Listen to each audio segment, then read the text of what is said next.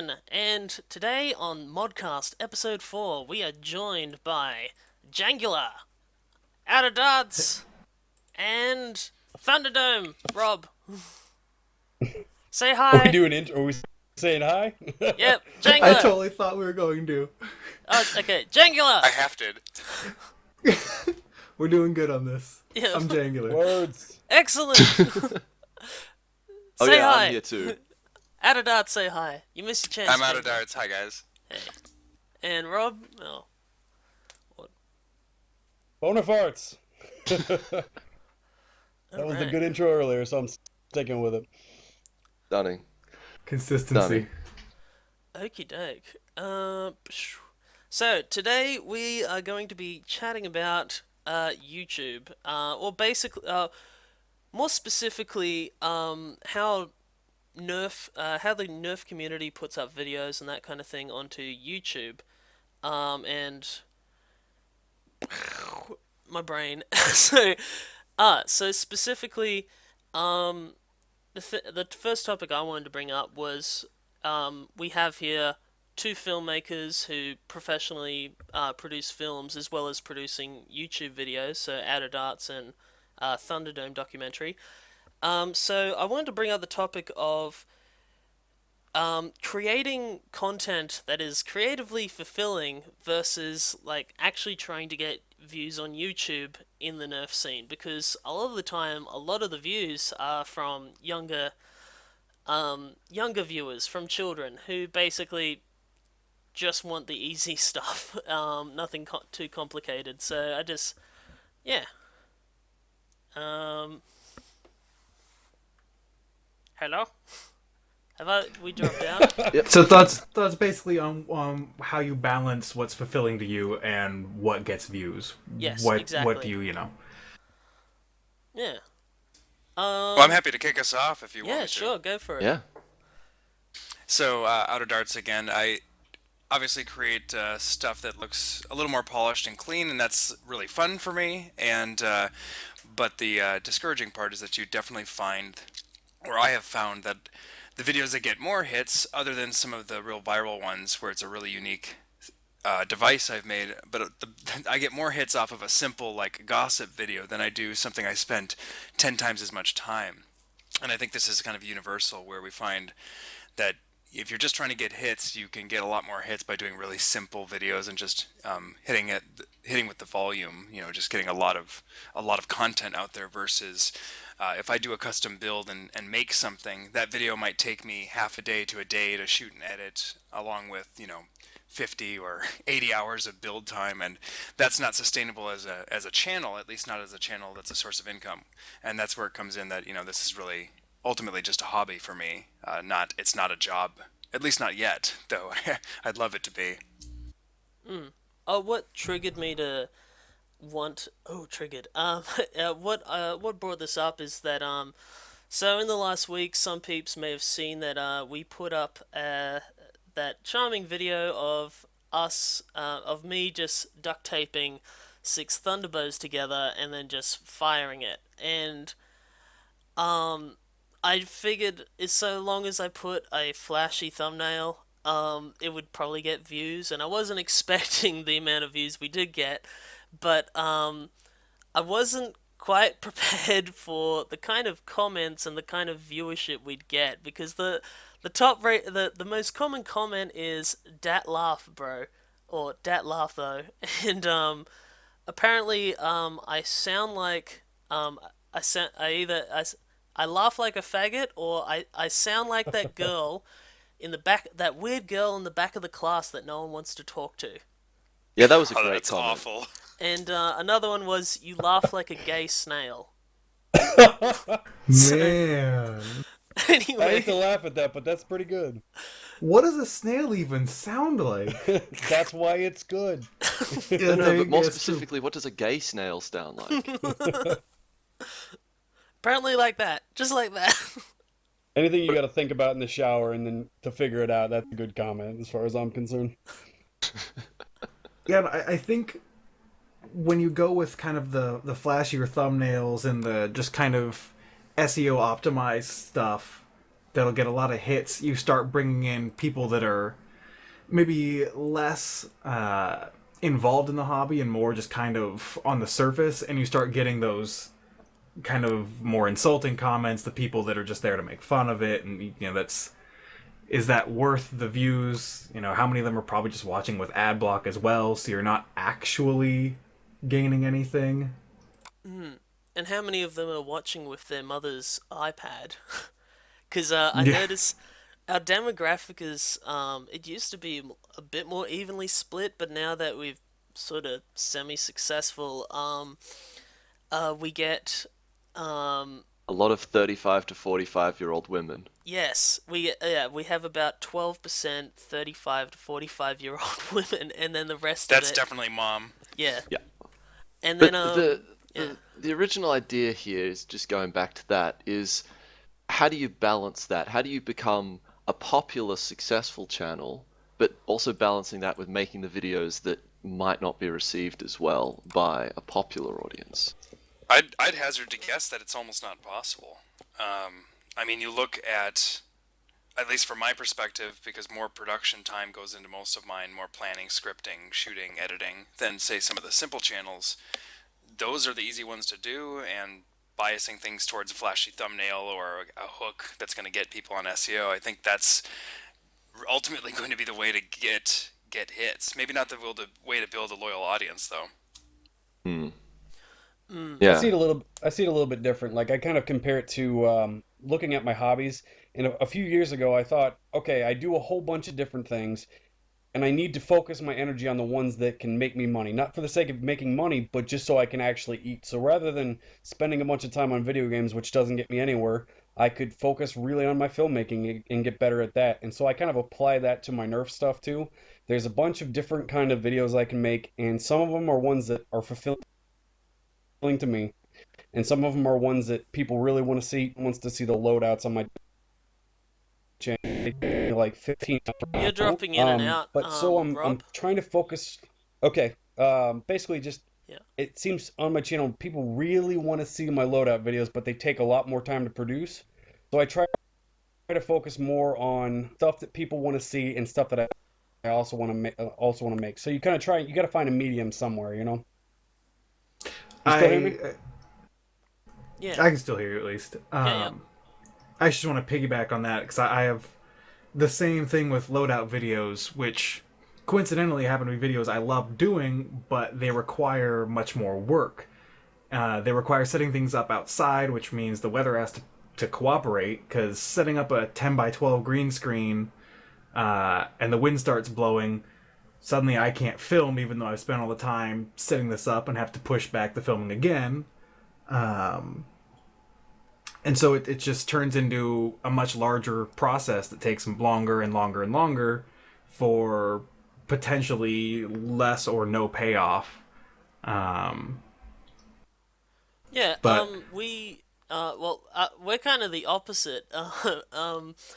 Our loadout videos are kind of our easy go-to videos that we just can easily pump out because we have access to a community that trusts us, I guess. Just like with Melbourne Nerf Wars and HVZ Melbourne, and now Melbourne League of Foam. So we got like three little groups that have a lot of overlap. A lot of the same people go to all three groups, but if I'll just say, hi, oh, hey, such and such, you mind filming? If you mind talking about your blasters, and then I'll just film it all in one take, and then I'll just put in 4 to 5 hours of just making it, cutting out all the ums and ahs and making them sound coherent and concise, and then I'll just upload that. Yeah, I think that's completely different from how I do mine. I think when we say loadout, I guess that means different things to Exactly. each of us. But to me, I'm really trying to tell the entire Thunderdome story plus a little bit extra through each person's story. So it's more important the person and their story than it is. Are you cut out? Oh, I think he Rob? might be gone. Oh no.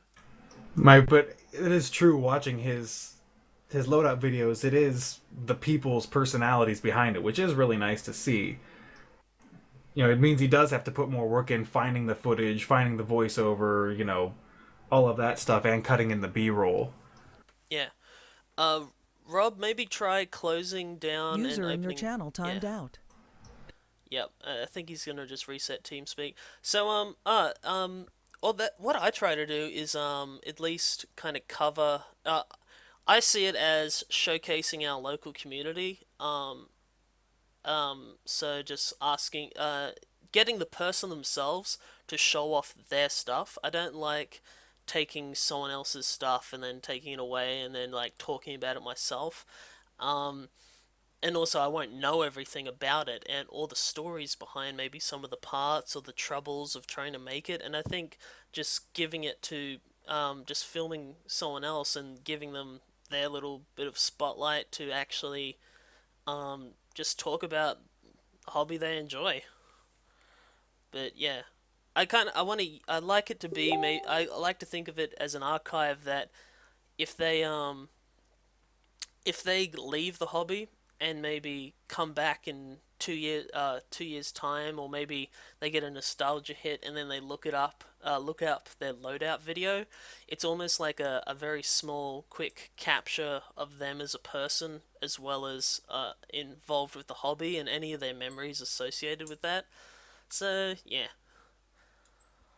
Which I I think like is that. part of the reason why it's so difficult to make a video sort of creative, not so much difficult, but in this sort of circumstance, you're trying to balance someone else's story, which is unique to them, but also make it interesting and engaging and attractive to people who have no idea like about that person. So I guess that's probably one of the core reasons why there's that sort of discontinuity is that it's hard to make someone's personal story, you know, widely Well, attractive.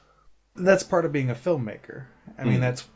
that's why you practice or you go to school for it, or part of it. That's part of the challenge and part of the enjoyment for a lot of people, I think. You know, I've just realized, I've just jumped. I think I'm the only person here who hasn't done any sort of film training sort of y thing. Have you done stuff like that, Jangular? Yes, I did do my college degree for film and television. Okay, so I'm the odd one out. Excellent. well, I haven't actually done any. Well, you did camera stuff. Yeah. Close enough. User was moved to your channel. And Believe he's we have back. Rob back. Sorry about that, guys. Fix the internet. Yes. I'll just start hitting it with a hammer and hope. Yeah. Yeah. We followed up what you were saying by trying to what did you say, Ryan? We were talking about how, you know, well, we're talking about loadout videos, I guess, which is one sort of class of videos, and how it's sort of the story of someone's gear and making that attractive and informative to a wider audience is the tricky part. Yeah. And then Got we it. yeah. Oh, sorry. Go on. Oh no, we're good. I think you can go two different routes with it. It can either be strictly gear or it can be strictly people, but I think in the middle is kind of what people want though, because it's one thing to say, here's a guy, here's his hammer shot, but I think I just think the person's more just as important in the Nerf community because we're all just kind of just a little bit weird, and the paint job's unique or just the way that they do it. I think they want to know about that too. So I don't know what that line is, you know. Pete. When you guys posted like that posted that vector clip the other day, what's the guy's name? Ben. Ben. Yeah, that thing was awesome. And what I thought about while watching that was just like that's not really our Nerf community at all up here with trying. There's some replicating guns, but I just haven't ever seen a mod like that at all, you know. Yeah. Yeah, we have a few guys, and by a few I mean three in specific, and I'm sure they know who they are, who really fall into that category, and it's particularly tough here, and one of the reasons we haven't sort of shown it off as much is just because of how our laws work and how difficult it is to, you know, have anything firearms related in That Australia, yeah. which Milsim style. it's yeah, it's definitely a part of our community down here, but it's one we can't really show off as much, unfortunately. Cause Do you Sorry. do you guys not have like a big like post-apocalyptic LARP or any kind of Nerf-esque LARPs that could be used to highlight some of those style of builds? So there's one, Yes. and it's run one event that I know of. But the biggest problem here is specifically there's a law that says if it looks like a gun, it's a gun. Um, Oh, yeah. It's the Imitation Firearms Act that it's basically so that people can't get, say, an airsoft gun and then hold up a A corner store. store. Yeah. Yeah. And The so idea was if someone holds up a store with a cap gun, they can get charged with, a firearms offense. yeah. Hmm. that's a bummer. So you can't even have No. like on private land. So that's the thing. If it's only illegal if it causes someone distress, right? So if someone thinks it looks like a gun, then it's a gun. But if you're in a private field where we were when we shot that particular loadout video, then you can step it up because it's closed, no one on the outside is going to get distressed. So it's the same thing that a lot of Milsim cosplayers interact with. So what the rules are is that you keep it in a duffel bag. You don't walk around with it in public. It's like I remember some idiot walking around on the train wearing full SWAT gear on his way to Supernova, which is one of the larger pop culture conventions. And so he was dressed up as like the Resident Evil SWAT guys, and it's all just realistic stuff. And a lot of the times these guys put a shitload of money into it, and it is real stuff, except for the actual gun, and so it can freak people out. So we just tell people, so when we do hold private field events, so like the indoor field, we tell people if you're going on public transport, bag it away, or and then gear up when you come here. Yeah, the whole Hmm. gearing up before to travel, that just seems crazy to me. Yeah. Yeah. Like I still feel iffy seeing people running around in like full black with a tack vest and helmet at like a public place. I'm just like, I know we got these brightly colored Nerf blasters, but I Mm. feel a Yeah, little I, iffy. I can't agree any stronger. I mean, we had, and this person probably knows who they are, but so I won't say a name, but we had someone that literally wore a gas mask and full, what to me, at least from a layman's point, definitely looked like full tack gear. You know, and I And he's a think super nice guy. here's a bad idea. Yeah, super nice guy, just bad idea when we're running around like a grade school or whatever. You're gonna cause problems. So Yeah. but obviously you guys have totally different laws on the other side of the world there. Hmm. I'd say with good reason though, like, because I almost got shot in a Goodwill buying an airsoft gun, and it's just people are really. I don't want to. It's a whole different issue, but so I was buying this airsoft gun, and I could just tell there was this dude like eyeing me and kind of like, trying to be sneaky but not being sneaky at all, and just kind of looking around, and he was just waiting for me to hold the place up, even though I'm holding this airsoft gun with an orange tip in plain sight. And eventually, I bought it for $2-3 and walked out of there. But it was a really tense couple of moments where this dude was just like waiting to shoot me. It was awkward.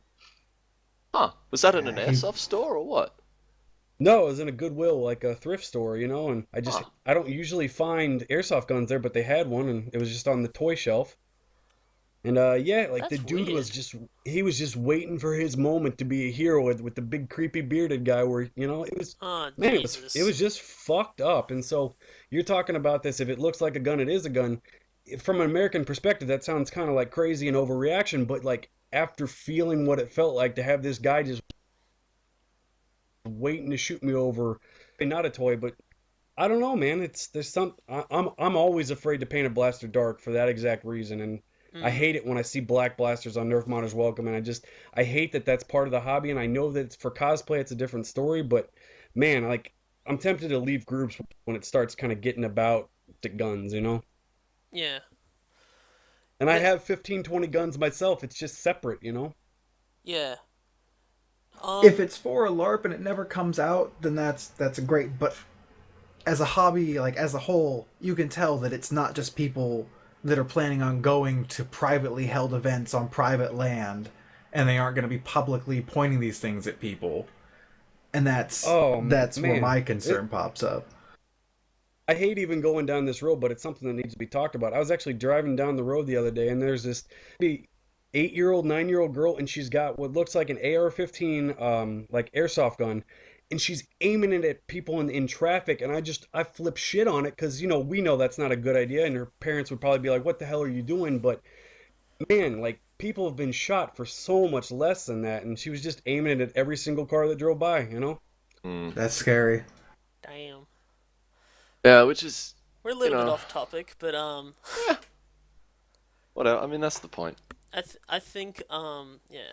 I just want to add that whoever wore a gas mask was stupid because gas masks suck to run in, and I bought myself a gas mask to wear as a prop for a Humans vs Zombies event, and it just sucked completely.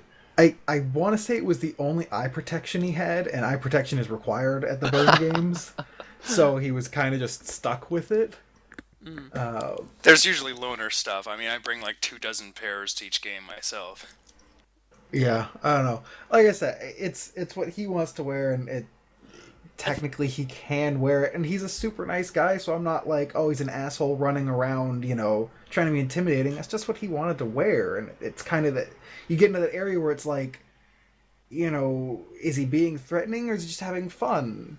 I think that that ties back into, I guess, the original thing we're talking about with everyone's diverse and different and their own. That I try to capture just individuals' expressions of how they enjoy the game or how they enjoy the hobby. And so you will get people who want to just paint stuff up and make it look like it's out of a video game, or say, oh, damn it, where's my words? Borderlands, like Borderlands colorful paint jobs, or sci-fi stuff, and then you've got the other end of the spectrum, and then you have people who don't paint at all and just just straight up mod for just performance. Mm. I find we have kind of a mix of the milsim guys and then the performance mod guys, and they overlap a lot, but we don't have a lot of people doing really like pretty cosmetic mods. Which is a bit of a shame because those are always so fun to look at. Yeah.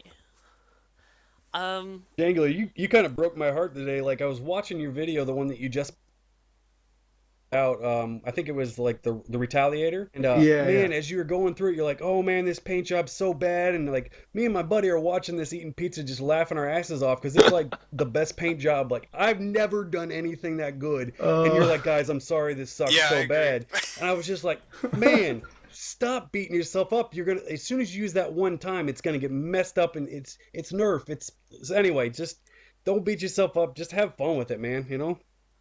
Well, thank you. I appreciate that. I thought it looked good too. Just Look great. it's so long It's as one of those things. Great. You always, when you're the one doing it, you see every single thing, and you're just like, "Oh man, I had this great vision of what it was gonna be," and then it's like each little thing that happens, just like, I hate myself a little bit more right now. You're that's gonna throw it on the pavement, that's Oh, dude, with the Fabu shots, they already hit the deck, and there's like fat scrapes on them. So yeah, it's gonna happen. it's weathering, man. Ah. It's authentic weathering. Actually, that ties back into the whole YouTube thing of trying to. I'll release the video when I've got it perfect, or I'll release this Oh, mod when it's perfect, or that oh, kind that's a of thing. bone that we need to pick without a darts, I guess. So for Yeah. anyway, well, when you came onto the scene, it was simultaneously a breath of fresh air. It's like, yes, like really pretty looking video and some pretty awesome mods. But at the same time, and really innovative. But at the same time, Alex had been working on for a year.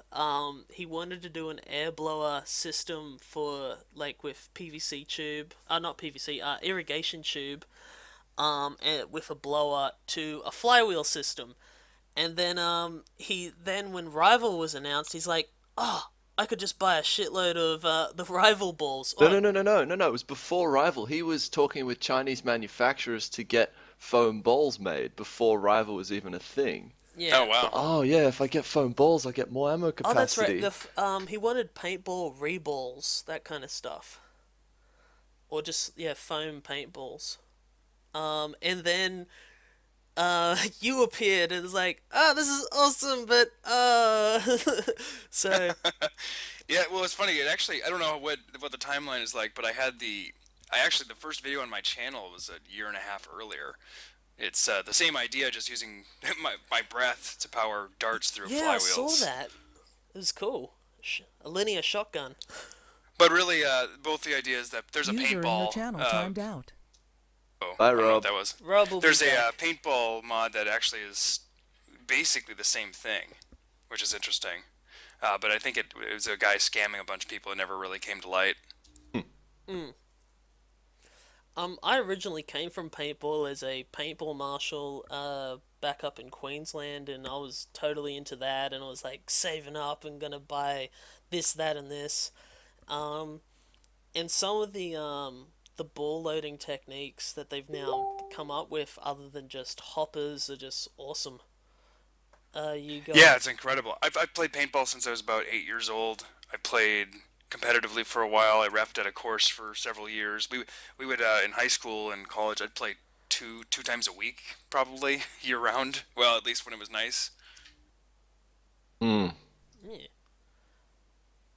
Impractically expensive here. yeah. So Oh, even here, it's crazy. It's like 80, $100 a day, easy.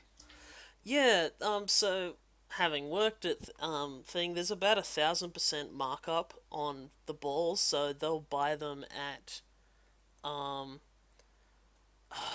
they'll at cents, and then they'll sell it. I think it worked out to 1 cent per ball, and then they'll sell it at $12 per hundred, so that makes it 12 cents a ball. Well, retail. And it's just crazy. And then moving here to Melbourne, like they charge $20 per hundred. Is like what the? Though they have a lower entry fee. So yeah, a lot of the time it's they pay their marshals just through paintball sales for the actual ball sales. Just about how fast you can burn through 100 paintballs. Yeah. Hmm. And so Oh, well that tournaments were the worst. yeah. Yeah. So a lot of fields have the rules of like if you want to, you can bring your own blaster, but you have to use our balls, kind of thing. It's like I just can't. Oh, can't we? Or you can batch buy balls off them, so it's then not that awful a markup. User was moved to your channel.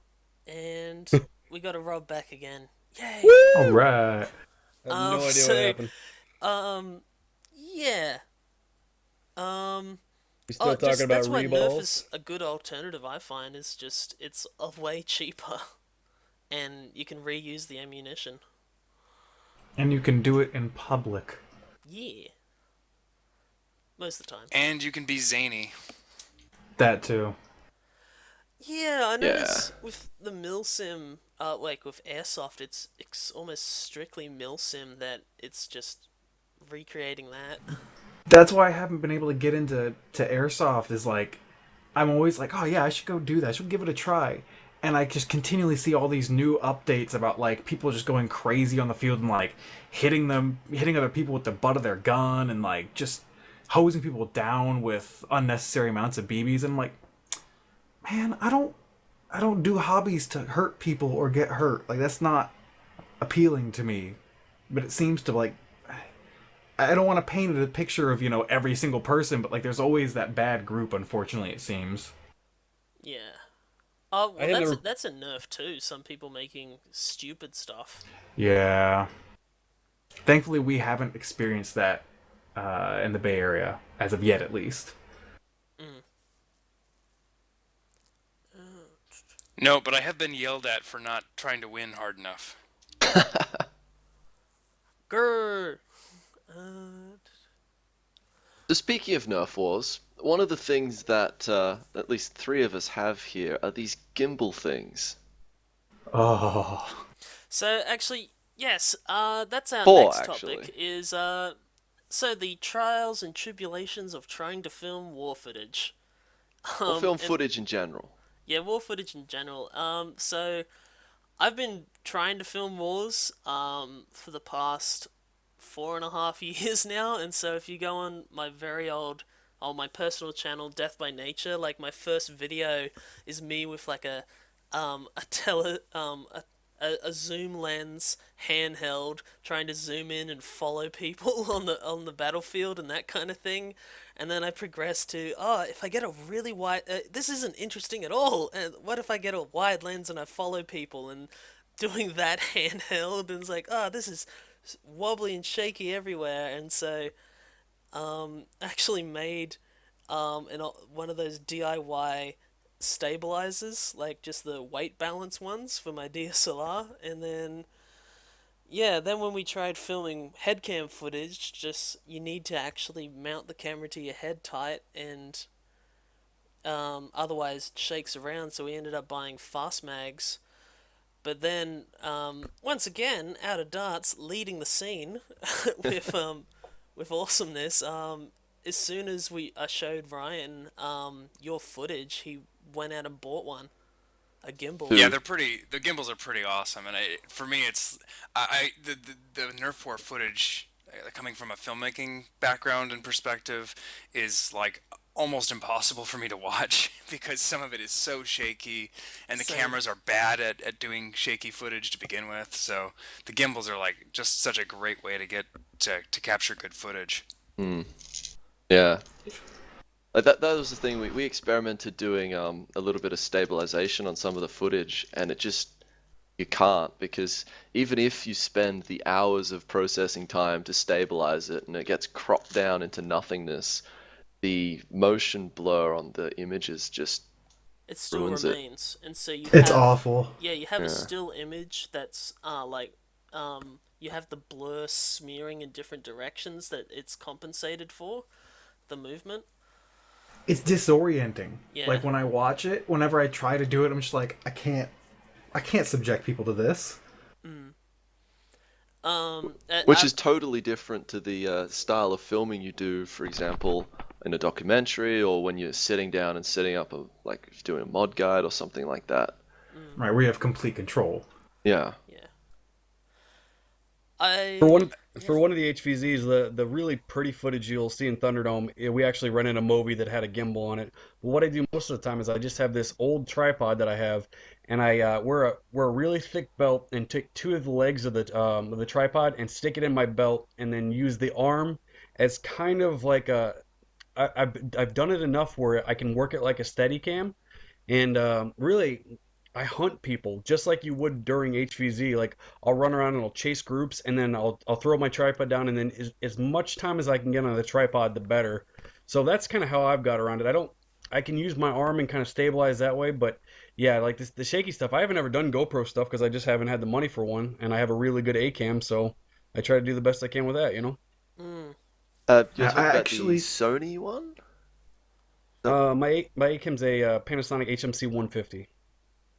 okay. Oh, okay, right. Sorry, I'm confused by the terminology. Rob, I actually have been meaning to ask you, how much fun was it to have someone running around with a Movi just filming you and your friends and everybody else at the HVZ? Just like, seems like it would just be an awesome, awesome time.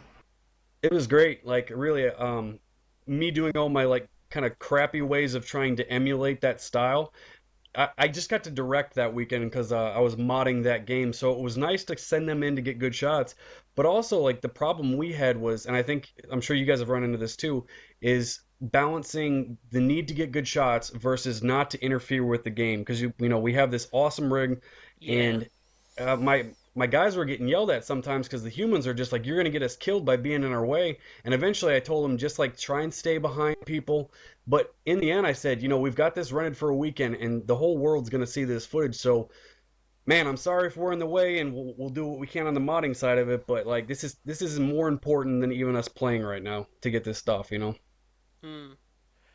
I have actually, so after I did my whole DIY stabilizer, I actually did get a ball joint a glide gear stabilizer, and once I balanced that, I have done a few wars where I've just followed people around for like a 20-minute game, and the problem is I would run around, I'd follow someone different or someone else, and then trying to work out how to edit that um Yeah, Dude, with it's the Oklahoma State game, like I filmed all weekend. I filmed every mission kind of sequentially, and I spent like 100 hours editing a 4 episode miniseries, and then like 3,000 people watched it. And like I'm really appreciative of that, but I don't think I'll ever put that level of of of Oh work into yeah. that again. And it was really like because during my Kickstarter campaign, there was a guy who was his name's Chris, who backed the campaign and was just really supportive. And so like as a thank you to him, I went and just filmed this whole game for him. And plus, I wanted to do it because I love HVZ. mm, But I did it once, but I don't think I can ever justify filming a mini series about an HVZ, even though like there's that many good stories going on during HVZ. It's just it's too much, man. I don't know how you really tell that story in a truncated fashion, you know? yeah. Yeah, we had the same experience. I just remember Justin's just rage and anguish and irritation during the editing process for one of our early multicam videos where we're swapping between my head cam, Alex's head cam, his head cam, and it's like 30, 40, 50 hours for a video that gets, very little response, which is such a shame because that's like the video that you want to make and you want to watch that sort of, cool montagey sort of thing, but it's just, yeah, Yeah. difficult. It's such a brutal feeling when you don't get the response you were hoping for as well. You're just like, I put so much into this, and I Yeah. was so and like, it, I guess at the end Love of the day, you have to me. look at it as yeah, like this is my love, my passion project. So if it doesn't get this huge response, it's okay at the end of the day. I Oh, did it for me more than Man, to Uh, even like put it to you got to look at it through the viewer's perspective too, because like there's one guy I think his name's Sir Pedals, and he had Oh his yeah, yeah. Z He's Town he's a good friend of videos. mine actually. He's from Yeah, Sydney Nerf Force. and I love his stuff, and like the Z Town videos, like they're great, but I just don't have time to watch a mini series worth of. you dropped out. Oh no. think Uh, he at least got his point through. yes. I think so. I think so. If you're watching, If you uh, can hear us, Rob. and more to Sir Pedals, it's that's exactly the point, isn't it? It's I've currently got Yeah. up on the stream a User in your picture channel of timed out. Jangular doing his thing.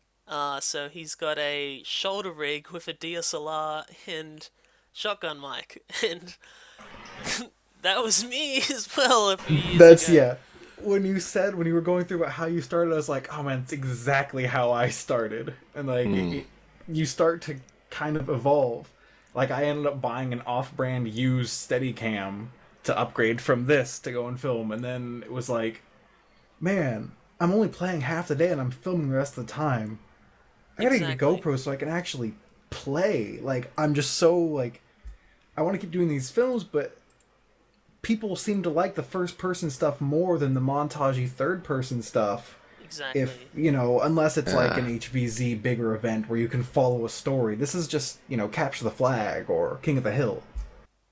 My thing is, I would love to take the filming further because I have all these fun toys, the gimbals, Mm. half a dozen cameras and whatnot. But it's I want to play so badly that it's Yep. hard for me to take that time away from it in the first place. Yeah. Yep. That's the exact issue that you always run up to because to User film. was moved to your channel. Oh, Rob's hi, back. Rob. Oh, hi, To Mike. film, you Right. have to go out of your way to, set yourself up and to get good shots, but that's often mutually exclusive with actually playing, unless you do the sort of looking down the barrel GoPro on a gimbal mounted on the blaster type thing, which we'll probably be seeing a lot more of just because it allows us to get good footage but also play at the same time. Yeah, I think that's the massive game changer. The gimbals on blasters, or a high set head cam with gimbal, or high set chest rig. It smooths it out. It makes it palatable and watchable. Like it's easy to just digest, and it looks like video game footage now. Um, Yeah. like the first time I saw it, the very first example I saw of it was Tested's video showing off the Zeus. They're just doing a product overview, and they also had just sitting there like the wearable gimbal, and so they stuck it on and did a quick video. And I looked at it as like, the same week I'd been watching the gameplay release footage of the new Doom game, and I'm like, this looks just like Doom. It's just like this weird floaty kind of um, like gun moving in place while the image stays nice, and it's like, oh my god, this is how you do it. Cause as Ryan was saying It's like a before, ghost filming almost, man. yeah, It's like a Yeah. ghost filming. yeah. The what Ryan was saying before, the video that nearly broke me, like, I fuck the channel, I'm not doing it anymore, is Medic Mash. I hate that video. I hate it. Just because I had a camera on the opposing team, so it was three people filming, and one camera was on the opposing team, so constantly you're breaking the 180 rule, and trying to edit that so it makes coherent sense was a nightmare.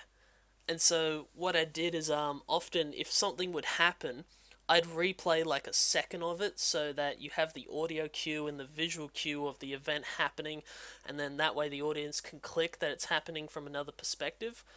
I did try doing the whole Premiere switch tool, multicam switcher tool, but I think you miss out on like markers to actually make it a coherent story that who you're following and that kind of thing. But that's why I've wound down just the way we do first person footage is like, no, we do one camera and then audio from other players on the team. Well, we have multiple people recording, and then we pick the best recorder, like the best footage from one person, and just draw the story back a bit and just make it a bit more intimate, I guess, like following a person, one person instead of too many. But yeah, anyway, that's my I'm I'm experience with that. I'm steering more towards that as well. And really, like, such a good example of it is the way Drac does stuff. Like, I compare him the way I do stuff to the way he does stuff. The guy shoots his stuff, and he has very little wasted space in what he says, and so he doesn't have to edit it. So he can take just talking for 3 minutes and make it a video that's just stacked with information. Me, if I edit 3 minutes worth of footage, or I'm trying to get a 3 minute video, that's going to take me 10 minutes or 10 hours of just like cropping it all down and trimming it, and it's got to be perfect. And it's a matter of like, is it worth all that time to get something perfect where there's no jump cuts and have B-roll overlays, or is it just better to say it right the first time and with less information, you know? Mm. Mm. Well, It, I don't just the way we've done loadouts. Usually it takes just 3 to 5 minutes, absolute max, the longest 5 minutes for someone to just talk about their loadout or blaster. Um, and they cover most of the points, and then it's just making. I edit it. I jump cut the whole to shit, but I make sure that it sounds like if you were to close your eyes and listen to it, it sounds like they're just talking normally, and that's my determining factor for how I edit my jump cuts and just Mm. cutting out the ums and ahs. But I think that comes down to a little bit of a difference of what we're doing in our videos because, you know, all of us here have had a lot of practice talking in front of a camera and the way you sort of are able to formulate what you want to say on the fly and just sort of come up with it. Whereas you stick a camera in a lot of people's faces and they just go, ooh, ooh, what's happening? Oh God. So, yeah, I mean, I think that's like I think maybe that's why Drac does that thing when he showcases someone else's blaster or that he'll talk about it. I don't know if that's the reason why he does that. Just like when he shows off someone's mod and they're kind of or their blaster and they're kind of standing there awkwardly in the background and he'll just give the spiel of it. I don't know if that's so he doesn't have to edit someone else talking, but yeah. I think it's He's just he's really good at just being able to like know exactly what he needs to say, know what to leave out. Like I've edited him quite a few times, and it's amazing. Like even like editing Jangular stuff, like he's really smooth at his delivery. And me, like I have to cut so much crap out of mine, and at a certain point, I stopped like I really stopped wanting to have jump cuts, and so like it's kind of one of those things you can't really go back from once you've tried to get that perfection level. Like going back from it feels dirty, but if you just shoot from for simple right off the bat, then man, I wish I could have all those hours back, you know? mm, Yeah, I agree because I'm the same way. I like want no jump cuts, want no voice flubs and whatnot. I spend way too much time cutting that stuff out. Yeah, I'm super envious of the people like Drac or Walcom that can just like shoot from the hip, as you said, just like they know what they want to say and they just go and go and go. I have to write things down and use like a teleprompter to get my points across. So like the good takes might look good, but there's like half a dozen takes of me getting like almost all the way through and then flubbing a line and just like, why now? Why? It's Jake, Well, in when we that case, I'll take a step back because I don't know. I find it easy to make up shit on the spot. oh, I remember when we I'm great first. on stage, but it's. Oh, sorry, man. That's actually what I was going to comment on. Is like when we and Ryan's first started doing this, we were very robotic with the way we would talk and Oh and yeah. so I'd film him, I'd let him go, and then I'd show him the video just to show him what he actually looks and sounds like. And so it wasn't so much a case of, oh, you need to be uh, cranked up to 11, you need to be. It's more just talking naturally how you do talk to other people. And I think sometimes people might ham it up and maybe a little too much and they take on a presenter persona, but I try to keep it grounded um, when I can, but as well as trying to still make it interesting. Hmm. Trade up between filming time and editing time. What were you gonna say, Jang? Oh, I think Rob was gonna say Oh, something. sorry, Rob. Yeah, I Oh, think I it was was just Rob. gonna say, like, I do a lot of like public speaking too, and I'm great on stage where it's just very conversational. But for whatever reason, once I get a camera in my face, like, I'm a lot better at it than I was. But it's really like thinking 3 steps ahead while I'm recording stuff. And if I'm 3 steps ahead, then I start tripping over stuff. But even like right now, we're just talking about it. We're actively interacting with each other. Hmm. And so I think it's that deer in headlights kind of feel of, oh, if I'm acting, I can't do it. But if I'm just talking about something I'm passionate about, it's no big deal at all, you know? Yeah. What? That makes sense.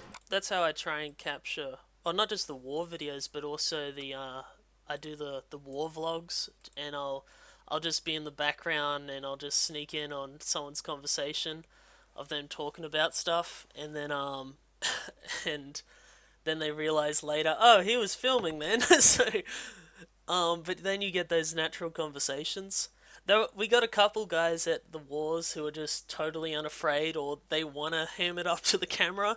So you got people like Will or Robert, Frodo, um, that that Russian merc, who just they just like they love to do the kind of almost shit talking to the camera. But yeah, actually AJ is probably the most fun to film because he's he works in sales for a company, and so he knows how to do the spiel kind of thing, and so he takes on this persona of just of excellence. And back in my day, this is how we used to do stuff. Shit cunts. Just so if, yeah, like doing it was actually probably my favorite thing was to film that crossbow video that we did a while ago with the 3D printed parts, because it was just something he's so passionate about. It's the guy's got too much passion. Like back in 2013, I think Melbourne Nerf Wars was kind of in a down period, in a lull, and we were all worried that the group might die if people stopped showing up. And I think we had only had 6 or 7 or 8 people turn up to a war, and he's just like, "Sorry guys, I can't handle this." He was meant to be organizing, and he had to leave because he was just like, what this might all end, and I can't handle this." But yeah, the guy's got a lot of passion. We love him for it, and also a lot of ego, but you get used to it. Man, like that directly relating to videos, like when you pour a whole bunch of time into something and make something you really think people are gonna like, and then for whatever reason it just either takes a while to catch on or it just simply people don't give a shit about it. It kind of kicks you right in the dick and it makes you not want to do it anymore sometimes, and it's tough to come back from a video like that, you know? Yeah, It I'm. No, can be. no, You no. gotta Honestly, the reevaluate. biggest one is when you put up your, you know, shitty, haha, look at me, I duct tape five things together. This is not the content I want to make, but I thought it was funny. And then it gets, what, 750,000 Yeah. views Oh in my a I god. was couple of I was days. And it's like, why? Why this one? that's what I was about to say is that I'm having the opposite stage fright feeling of I'm just demotivated because it's like I just like the piece of shit that I put out is just done 3/4 of a million and but I want to work on full blown tutorials again and I want to do all the loadouts because I've got 6 loadouts lined up and I've got war vlog lined up and I've got all that and I've got all this stuff to edit and then it's like it's not gonna do as well and also that those kind of videos I don't think they're really channel or community building because we went from 19,500 and then it basically broke us into 20,000. I think we're now at 23 because of that video, but I'm not sure what kind of subscribers we got from it. So if they're gonna keep giving us these shitty childish comments, and is it even worth doing? But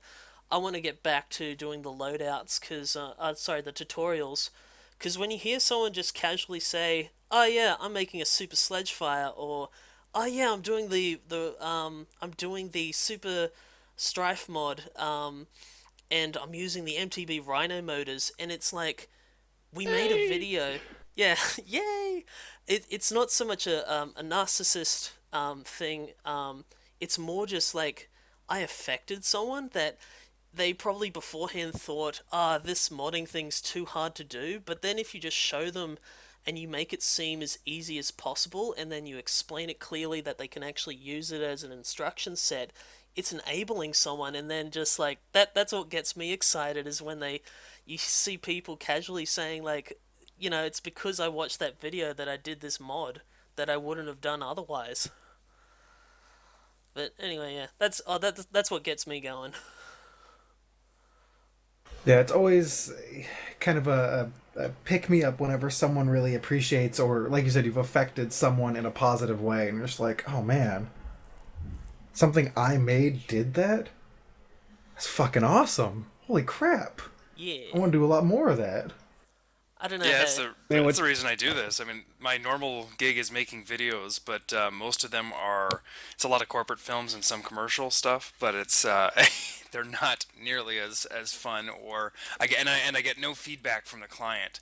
No positive message at the end. So it's really nice to have this community. Yeah, well, I don't know how you're feeling at the moment because like you've got a whole community wanting to replicate your mod, and that was the other thing is Ryan Ryan sorry no Alex was saying that, and I agree with him in some parts, but in other parts no, that you gave us kind of a breath of fresh air into modding because well, from our perspective things were a little bit stagnant that okay, we've done long shots for years and now we've worked out how to do mods do rewirings to flywheels, and our whole kind of most of our community runs flywheel blasters just because they're easy, they have just enough range, and they have, they're semi-automatic, like that's or fully automatic, and so that's all you really need to min max the game. And so there was a bit of stagnation for us. But then when you see something that's just like a totally different way of doing something, and then it gives you so much more ammo capacity, it was just like, whoa, this is awesome. And then you're using solenoids for doing three ball bursts, and just like it's like, oh, this is cool. How is this applicable to other things?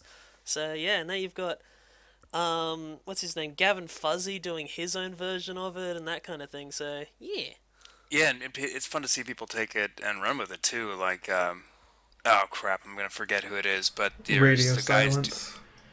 Oh, Radio Silence too. Yeah, and he's doing awesome 3D printed stuff as well. But there's also somebody who's done. They called it the Crone OS. It's open source, Arduino programming to take onto your Zeus and do all kinds of different stuff with that within their programming, which is a whole step beyond what I've done.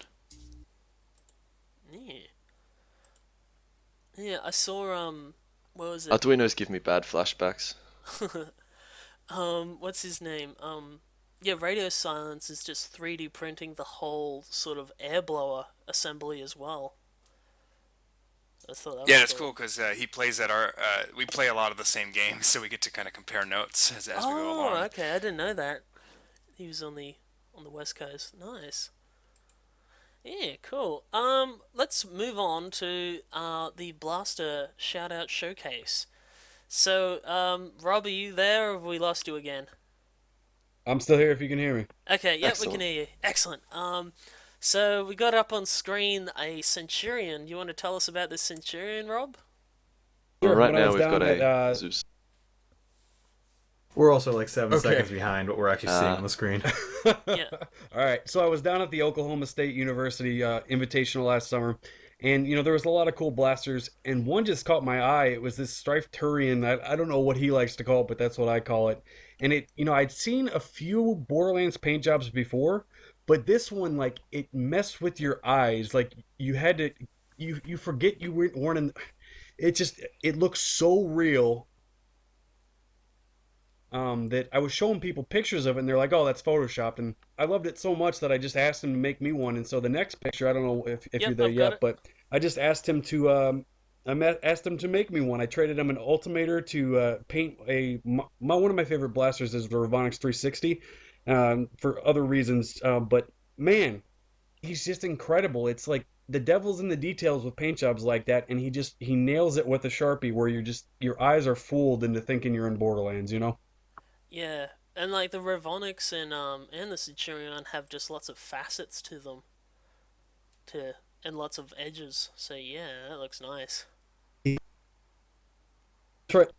Oh, you're breaking in and Before I out forget, again, he's from Rob. Louisiana. I think he's from the Cajun Nerfers. No. Rip Rob. Yeah. We got your point across. That's what matters, Rob. And all right, moving on. We have a Magwell. Would you like to tell us about this one, Jang? Yes, so Reddit user Hawkeye007 or his Etsy shop, I think it's like Black Steel Props. He's doing a casted Magwell or flared Magwell attachments for the Strife. So if you ever like you're trying to like jam a mag into your Strife and like you miss a little bit and it's like really frustrating, this is what he's just come up with that like if you miss by a little bit, it'll redirect it right in and just make it so much smoother and easier. And I just thought that was such a clever thing that no one has thought to do for some reason yet. And I Yeah, think like we're going to why start didn't I seeing think of these. this? Yeah, yeah. Yeah, like I'm all just over. gonna say right now, I apologize to this guy, but I'm stealing that idea and making my own because that's just So far too Oh good. yeah, I've already modeled it. Yep. he's going to one up Exactly. you though, because this dude is casting his parts. He's not just Oh, 3D printing them. I have a 3D printer and I paid way too much money and I could do the whole print things for money, but I don't because and if I was to take someone's idea like that, that's not on. So, Oh, No, well, and I'm not I saying you're wouldn't going to sell sell this. them or I'm just making anything. one oh for yeah, yeah, myself. Right, you do it for yourself. That's yeah. great. I'm just saying this, like, the fact that he's But taking the extra casted, step to cast them is just, yeah, it's awesome to me. So it's yeah, yeah, a yeah. 3D print, and then he does a silicone negative cast, and then he uses a resin of some kind. Yeah, he mixes it and he'll ship it to you. Nice. He has a Strife kit already to replace all the orange parts with a color, and the parts are just they're really nice. So I'm Nice. expecting good things from this as well. Yeah. I'm a little surprised that it was done in two pieces. Like, I get why, but I'm surprised it wasn't done as a single piece mold. I think that's just because of the mold, right? Isn't it a pain in the butt to do something that's got a flared opening like that? I wouldn't think so if you just had a base and a negative to press in from the top, but I've looked into molding, but I've never actually done it myself. So, Yeah, I'm in the same situation. I haven't tried, though I've been thinking about it. We've got two-part silicon mold that I bought there, and we haven't used it yet. So yeah. yeah, I think just touching back before is like that's what you've taught us is just if you get an idea, just get it functioning and then get it out there. And I think this is an example of that, just getting the prototypes out there and getting the ideas churning. Because sometimes someone will give you, will problem solve an issue that you're having, and you get just the open source effect of Yeah. improving stuff. All right. Next thing was the old Nitron. Was it the Nitron scope? Dart counter. Would you Oh, like to dart counters. Don't even. No. I'm done. tell us about this out of darts? Hello?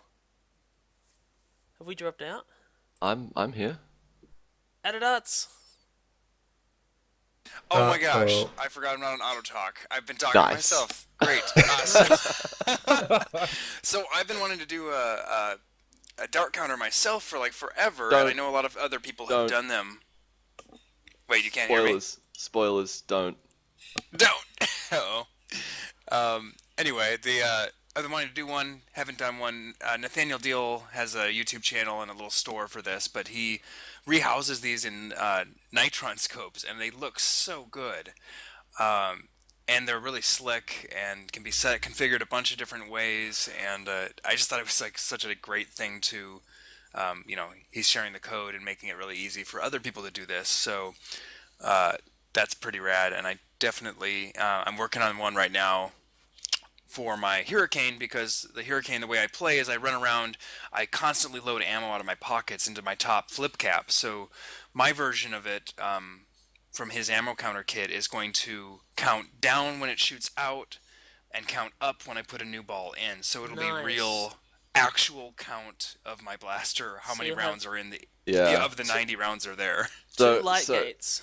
To jump back maybe. So this was before I'd even moved in with Justin and Alex in the Nerf house. So this is probably going on 2 years now. Alex and I sort of really bonded over a whole bunch of till 4 a.m. in the morning modding sessions of making ammo counter rapid strikes. And so, we'd get there, we'd start, and then suddenly it's 4 a.m. and it's like, where the fuck is all the time gone? But we got it working. But man, ammo counters.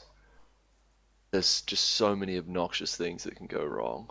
Which, if Yeah. you don't know about them, it's just Absolutely. like, oh yeah, surprise, you burn out your LED in the light gate, and that's because you didn't put a resistor in it. And the reason you've been having problems for the last 3 hours is because you didn't realize that.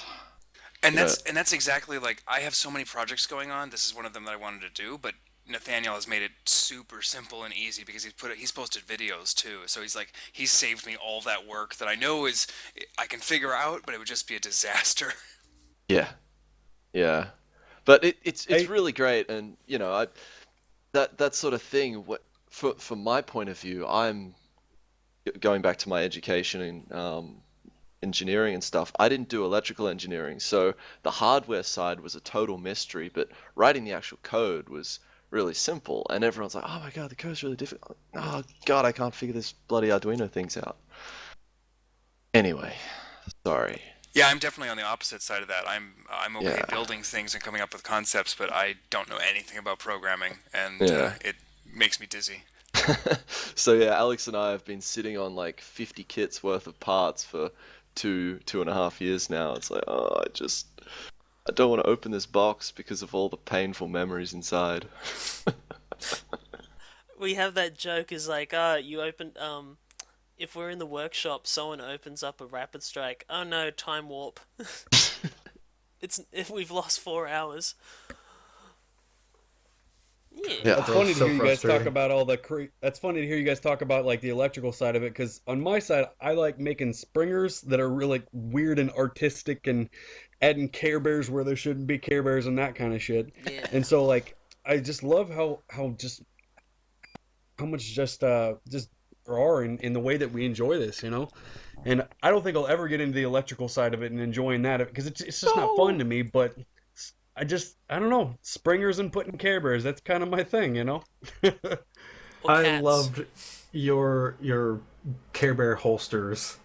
Those There's are going to be a lot hilarious. more of those. Spoiler, I'm planning on sending you one, so I'm gonna try and Um, I'm gonna try and send little gift packs to all the people who helped with Thunderdome, and I will. Yeah, I'll send you a picture when I get one close. Nice. beautiful. Well, I am a little bit jealous that I think most of the people here are going to be going to Nation vs Zombies. It's I gonna be Except, can't awesome. afford it. I can't afford. I'm so sad. oh, okay. Crowdfund it, man. Ah, I feel dirty. Dude, I'll give you $10. I'll give you $12. Like, just sometimes if you ask, like, even just to say thanks for making your videos, I think people give you $1, man, and a few bucks later, you got it. Yeah, No. You can come crash with me, dude. I Maybe don't if want to. YouTube surprises me. I don't want to ask our fans for like 2 grand to go to the US. I'd rather ask Yeah. for 2 grand just to live and just to keep doing the YouTube thing first. So Man, but Well, if you film think when you're up here, like that'd be kind of like giving them a exactly. service too. So it's really all how you frame it. And really, if you're going to deliver that service, then it's worth their money. It's a yeah, work trip, is the way you look at it, because you'd be there and it wouldn't be just for fun. You'd have a ton of fun, obviously. But, I mean, filming the entire thing, documenting it, videos, getting to, hang out with everyone, it's a lot that, can come from it outside of just fun. well that's kind of our next big project. Is next weekend is Z Town in Ah, yes. at Melbourne University, and then 2 weeks after that is Z Another Town one. again at Monash University. And also next weekend, Psych is coming down from Singapore to visit a friend of his, and it just so happens, yeah, same city, and so he's gonna be joining us for Z Town, so it's gonna be sweet. That's awesome. So we're gonna experiment with this ties back again. Uh, and we're going to experiment with trying to do the long form narrative and focusing on just one or two cameras. And can we make that episodic and interesting? And so that's our next massive project, I guess, that's coming up. And that brings us into kind of the end of the video.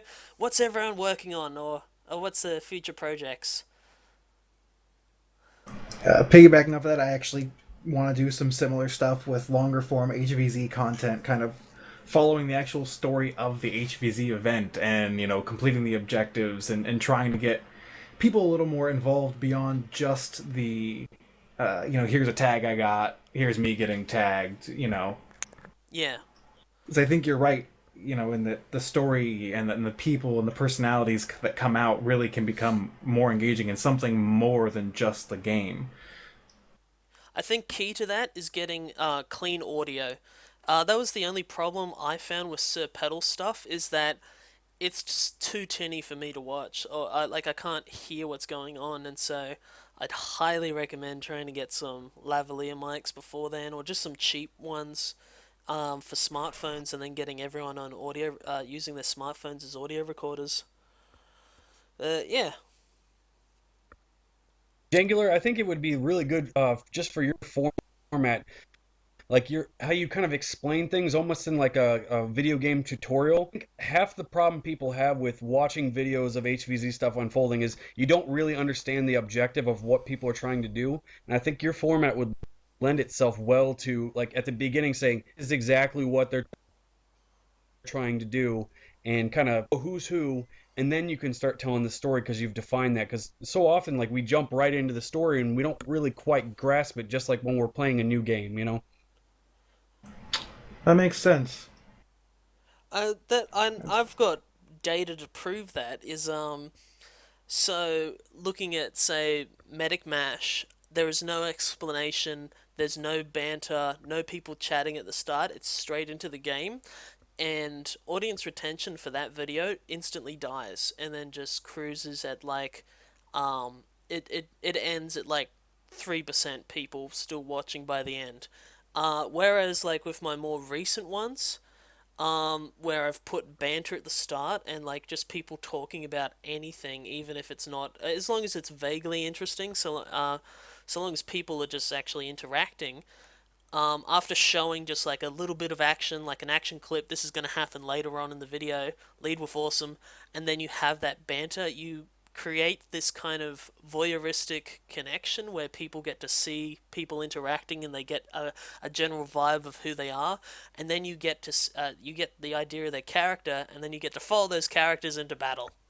So that's kind of the way That's great. and we and audience retention on those are way better by the end. Usually we're at 30 or even up to 50% still people watching. So, and that's at the end of Wow. like an 8-minute video. So, I think what it comes down to a lot of stuff on YouTube is just how you present it and how you edit it.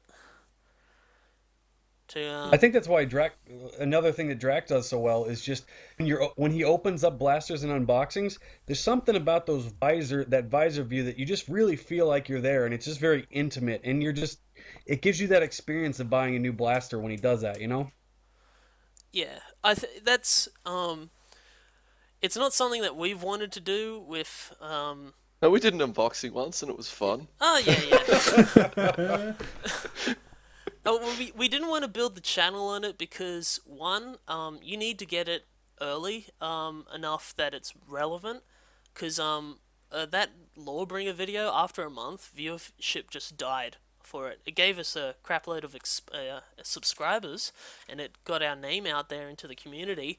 But after a month, like no one cares, and also you're reliant on it means your business model and content stream is reliant on Hasbro releasing blasters, and like unless they're releasing 50 blasters a year, you're not going to have something every week to talk about.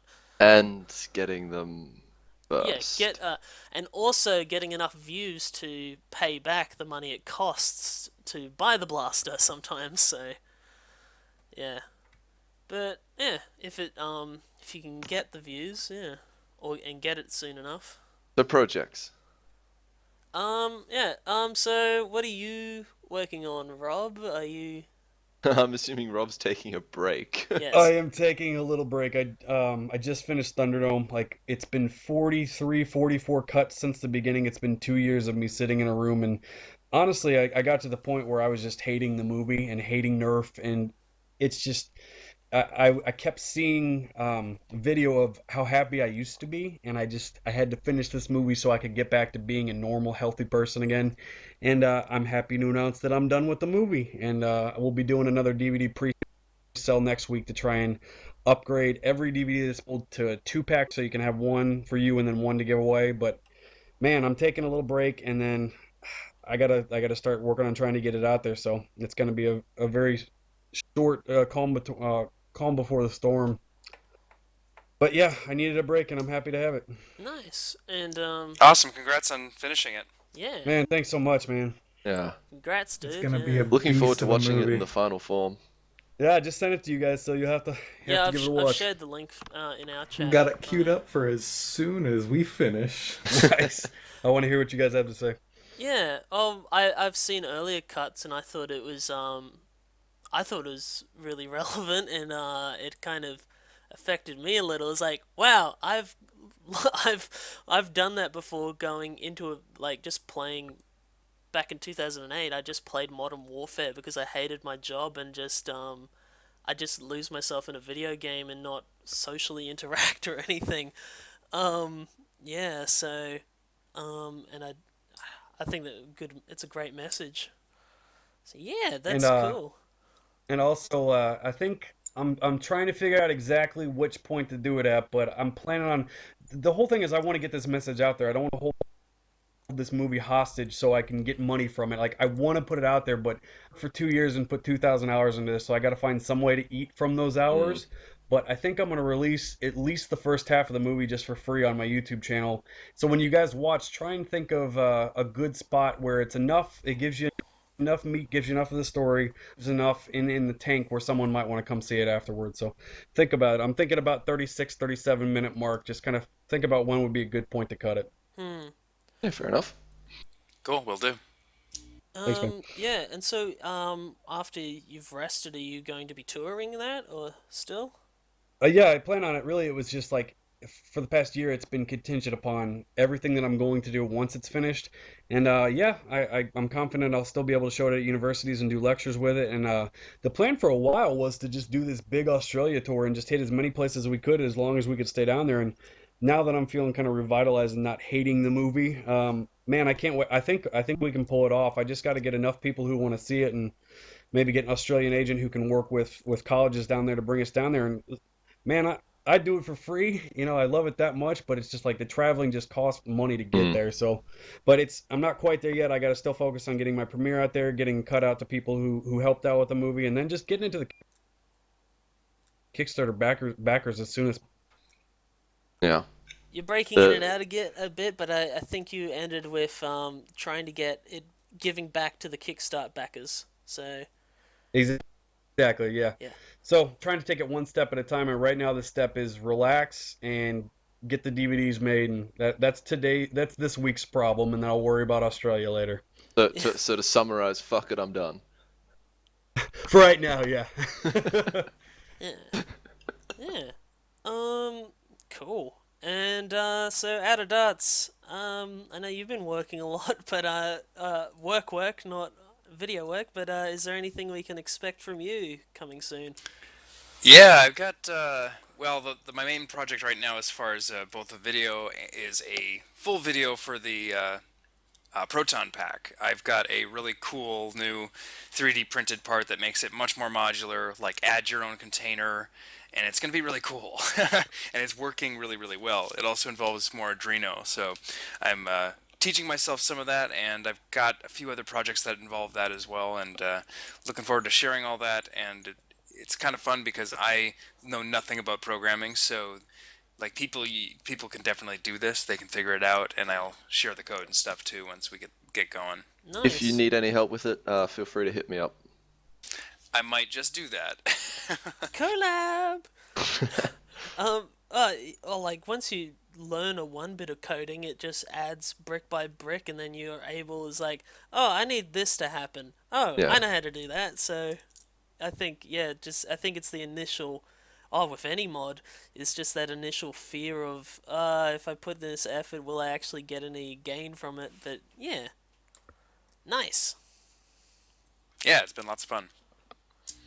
And so, Justin, what are you working on? Uh, okay, so I need to get back into it. We got some tutorial. We're probably gonna make a video of it just to make us do it, but we need to clean up our garage. We were Oh kicked. no. We moved. We there was water damage in our old place, so we were kicked out of our old house, and so that's why everything's been topsy turvy on the channel, or rather, not so much topsy turvy, just very light, lots of loadouts and just war vlogs because we haven't really had the emotional or energy to just to do an actual tutorial video, but I really want to get some tutorials done. So I'm probably going to be doing just the basics, how to mod a Hornet, tied into the how to do the Thunder Hornet prototype. We're also going to be I working can't on wait to see that, man. yeah, and I'm impressed. So, also so I just want to jump in with that yep. Thunder Hornet. So when Justin was trying it out, and I'm sure if you've watched the video, you've seen it sort of shoot like one dart, two darts, three darts, really inconsistent. We had a friend of ours come over. He picks it up, fires all six, pumps it up, fires all six, pumps it up, fires all six, and we're just Oh my like, god. what? Why? No. How? Wizard. That's the worst. Didn't change anything. It's just I think it's because no. I left the darts in the barrels, and I think the darts were maybe too tight earlier, and it's molded. They've molded to the barrels now, and so they just fly out more easily, or something weird like that. And it's no. But I will once I do the basics of just modding, and the thing with Hornets is they need servicing. So because they're a little air tank system, and also so eventually I do want to do how to make a super Hornet, and I'm kind of brainstorming, and I've got a pretty good idea of how I'm going to do it. just replacing the whole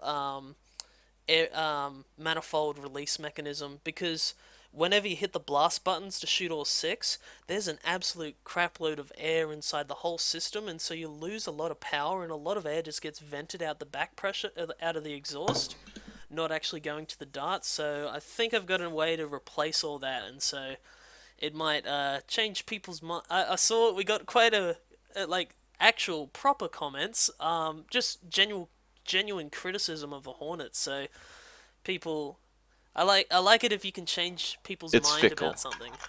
Yeah. Oh, that's Um, exciting. yeah, and also we're gonna be doing some LARPy kind of builds, some foam shields and some foam swords to add to it. We have melee in our game types, so yeah, tutorials on that. All right. Thank you very much, everyone, for coming on the stream. Thank you, Rob. Thank you, Jang, and thank you, OutOfDarts, and thanks, Ryan. If I may add one more thing before we close out. Yep. Oh, go for it.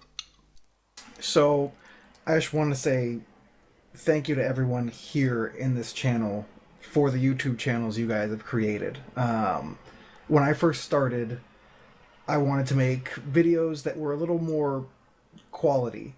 There were a lot of really good YouTubers already with Nerf, but not as many good edited, well-made videos. And so that was kind of my goal starting. And then each of your channels came along and just pushed it further and further, and I just got so excited every time one of you came along and started producing these things. I was just like, oh man, the Nerf hobby, like, it's getting better exposure, it's getting better quality, like, video to push it further and further. And I think it's something that can only help this hobby grow more and more and more. And I'm just so appreciative to everyone for their contributions in doing that and pushing this hobby that we all love out to more people to show how much fun it is. Here, here. You're Thanks, awesome, dude. Jang. That is pretty much exactly my sentiment. Yeah. Me too. I've been smiling the entire podcast, guys. It's been so much fun. Thank you so much for having me. Alright, and thank you very much to all of our viewers who might have turned up on the Twitch stream. I'm not I don't have the Twitch stream up myself at the moment. I don't know how many viewers we got. But Bit yes, under 30. Pardon? Bit under 30. Nice. Alright, and thank you very much everyone for watching, and also thank you to our YouTube viewers. Do click like if you do enjoy this kind of stuff, and consider subscribing to everyone here because they all do some awesome work. So Jangular, Thunderdome documentary on YouTube, and also OutOfDarts. Alright, thank you everyone. Bye! Toodles. Later. See ya. Boner farts.